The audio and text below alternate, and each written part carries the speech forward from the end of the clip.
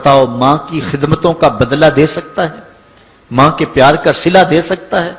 عرض کی گئی کہ میں اپنی ماں کو اپنے کندھوں پر اٹھا کر کے حج کروایا ہے اور سائی اور کعبۃ اللہ کا طواف کرایا ہے، اور حالت یہ تھی کہ اگر چٹان کے اوپر گوشت کا ایک ٹکڑا ڈال دیا جاتا تو وہ بھی بھن کے کباب بن جاتا، اتنی گرمی کی شدت تھی۔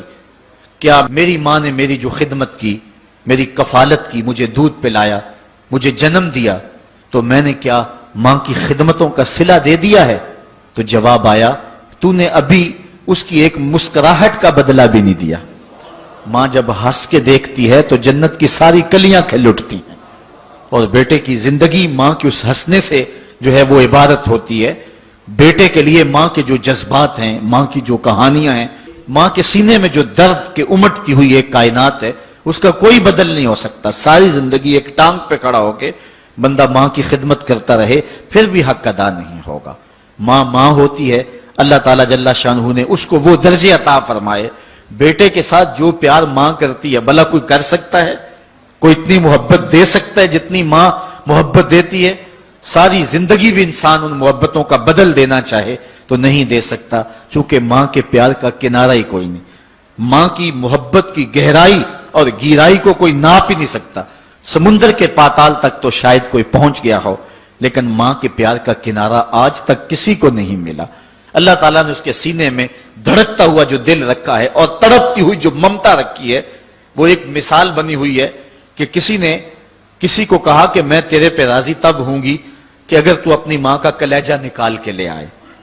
تو اس بدبخت نے اپنی اس محبوبہ کی خواہش کو پورا کرنے کے لیے اس اقدام کی تیاری بھی کر لی، اور جا کے ماں کا سینہ چیرا اور اس کا کلیجہ نکالا، اور اپنی اس محبوبہ کی خوشنودی کے لیے تیز تیز آ رہا ہے کہ میں اس کو دکھاؤں کہ میں نے یہ کارنامہ بھی سر انجام دے دیا اور یہ چوٹی بھی سر کر لی ہے۔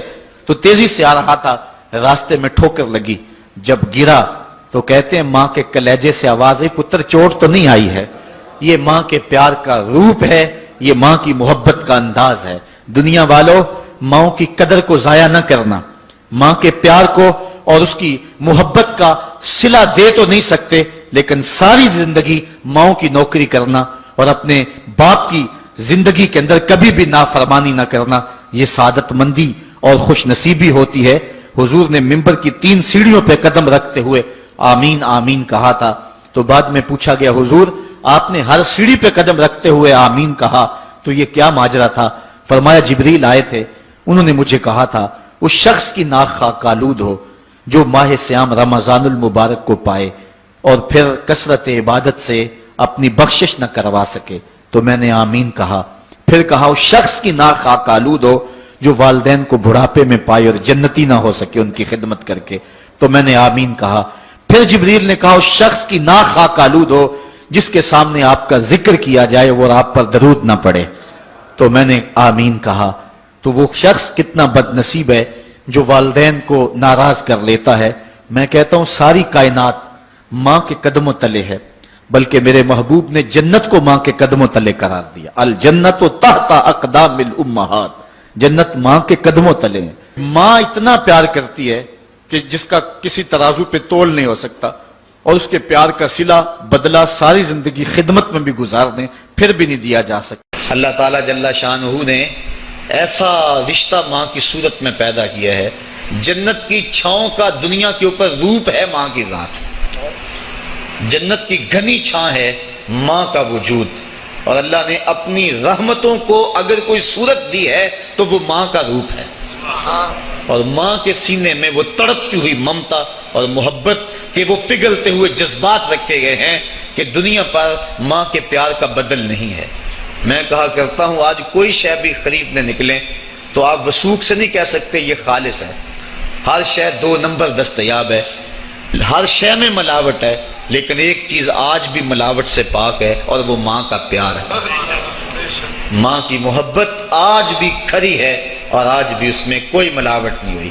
بچہ بوڑھا بھی ہو جائے لیکن ماں کے لیے وہ بچہ ہوتا ہے، ماں کی دعائیں اسی طرح اس کے لیے ہوتی ہیں، اور بچہ آغوش مادر میں آ کر پھر طفل سادہ رہ جاتا ہے۔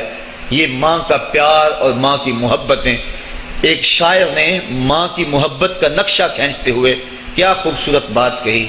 وہ کہتا ہے مدت ہوئی میری ماں نہیں سوئی تابش، میں نے ایک بار کہا تھا مجھے رات کو ڈر لگتا ہے.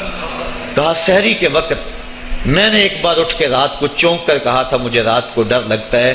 مدت ہو گئی اس بات کو، یہ قصہ پرانا ہو گیا ہوا ہے، مجھے بھی بھول گیا ہوا ہے، لیکن میری ماں رات کو نہیں سوتی، میرے بیٹے کو کہیں ڈر نہ لگ رہا. یہ ماں کے پیار کا روپ ہے. علامہ اقبال جب ان کی والدہ انتقال کر گئیں تو وہ دیار غیر میں تھے، تو اس وقت انہوں نے ایک طویل مرثیہ لکھا اپنی ماں کی یاد میں، جس کا عنوان ہے والدہ مرحومہ کی یاد میں. اس کے اندر لکھتے ہیں اب وطن میں ہوگا کس کو میرا انتظار، وطن میں ہوگا اب کس کو میرا انتظار، کون میرا خط نہ آنے سے رہے گا بے قرار. آرزو لے کر تیری خاک مرکد پہ آؤں گا، اب دعائے نیم شب میں کس کو میں یاد آؤں گا. کون پچھلے پہر اٹھ کے دعا کرے گا؟ ہر ایک سے کہنا پڑتا نا جناب دعا کرنا. مولوی صاحب سے بھی عرض کرنا پڑتا حضور دعا میں یاد رکھنا. پیر صاحب سے گزارش کرنا پڑتی ہے جناب مجھے دودھ راتوں میں اور چاندنی راتوں میں مجھے یاد رکھنا. حاجی کو معتمر کو کہنا پڑتا جناب دیار حرم میں جا رہے ہو اور دیار حبیب میں جا رہے ہو، وہاں مجھے دعاؤں میں یاد رکھنا. سین حرم میں بھی اور جالی کے سامنے بھی ہر ایک کو کہنا پڑتا ہے کہ مجھے دعاؤں میں یاد رکھنا. کبھی ماں کو بھی کہنا پڑا کہ امی دعاؤں میں یاد رکھنا. ماں کے ہاتھ ویسے اٹھے رہتے ہیں، اور جب ماں کے ہاتھ اٹھ جائیں اجابت کے سارے دروازے کھل جاتے ہیں. میں نے پڑھا کتب حدیث میں جو دعائیں رد نہیں ہوتی ان میں سے ایک ماں کی دعا ہے. جب ماں ہاتھ اٹھا دے تو جنت کے سارے دروازے کھل جاتے ہیں. اور یہ لازمی نہیں ہے کہ ماں رابعہ بصریہ ہو تو پھر ہی اس کی دعا قبول ہوتی ہے. اپلے تھاپتی ہوئی ماں اور لیپا پوتی کرتی ہوئی ماں جو ہے وہ مٹی سے بھرے ہوئے ہاتھ اٹھا دے تو اللہ ان ہاتھوں کو بھی خالی نہیں موڑتا. ماں جب بولتی ہے تو اس کے لہجے میں جبریل بولتا ہے. ماں جب مسکراتی ہے لگتا ہے جنت کی ساری کلیاں کھل اٹھی ہیں. ماں کے چہرے کی رونق اور ماں کے چہرے کی جو ہے وہ خوشی بیٹے کے دل کو حقیقی قرار اور حقیقی تسکین دیتی ہے. جو ٹھنڈ ماں کے ساتھ نصیب ہوتی ہے وہ کائنات میں کسی اور جگہ پہ نہیں ہے. جو گھنا سایہ ماں کے دامن میں ہے وہ کسی اور جگہ میسر نہیں ہو سکتا ہے. وہ کیا کہا تھا کسی نے کہ 5 اسٹار ہوٹلوں میں کھانا کھانے میں وہ لذت کہاں جو چولہے پر بیٹھ کے ماں کے ہاتھوں سے پکی ہوئی چپاتیاں کھانے میں آتا ہے. عالی جناب حضرت صاحب کیا کیا اسٹیٹ سیکرٹری نام لیتے ہیں، لیکن وہ لطف کہاں جو ماں اوئے ببلو اوئے پپو اور اوئے مٹھو کہہ کے پکارتی ہے. جو مٹھاس ان لفظوں کے اندر ہے وہ بڑے اور بھاری اور بھرکم الفاظ اور خطابات کے اندر کہاں ہے. اونچی کرسی پہ بیٹھنے کا وہ لطف نہیں ہے جو ماں کے قدموں میں بیٹھنے کا ہے. اللہ نے ماں کے روپ کے اندر ایک محبت اور ایک الفتوں کا ایک ایسا دریا دیا ہے کہ جس کے اندر انسان جب جاتا ہے تو اس کے دکھوں کے سارے میل دھل جاتے ہیں اور وہ بالکل آسودہ ہو جاتا ہے. یہ ماں کا روپ ہے، یہ ماں کا پیار ہے. تو ماں کا بچھڑ جانا، اس دنیا سے چلے جانا، یہ ایسے ہی ہوتا ہے جس طرح کوئی بندہ گھنے سائے میں کھڑا ہو تو اچانک اس کو دھوپ میں کھڑا کر دیا جائے، پھر اسے پتا چلتا ہے کہ کتنا گھنا سایہ تھا. جس طرح درخت ساری دھوپ اپنے اوپر سہتا ہے اور جو اپنے نیچے کھڑا ہو اس کو ٹھنڈک دیتا ہے، اسی طرح ماں باپ سارے دکھ اپنے اوپر سہتے ہیں لیکن اپنی اولاد کو ٹھنڈک پہنچاتے ہیں. ماں باپ کے اس دنیا سے چلے جانے کے بعد پتا چلتا ہے کہ میں کتنی گھنی چھاؤں سے کس کڑاکے دار دھوپ میں آ گیا ہوں اور میری زندگی کے اندر کتنے دکھوں کا زہر گل رہا ہے. جو زہر پہلے ماں ہمارے قریب نہیں آنے دیتی تھی، جو باپ ہمارے قریب نہیں آنے دیتا تھا، وہ اپنی باہوں میں اور اپنے سینے میں ان غموں اور دکھوں کو سمیٹ لیا کرتے تھے. تو ماں کا بچھڑ جانا، ماں کا اس دنیا سے چلے جانا، یہ بہت بڑا سانحہ ہوتا ہے.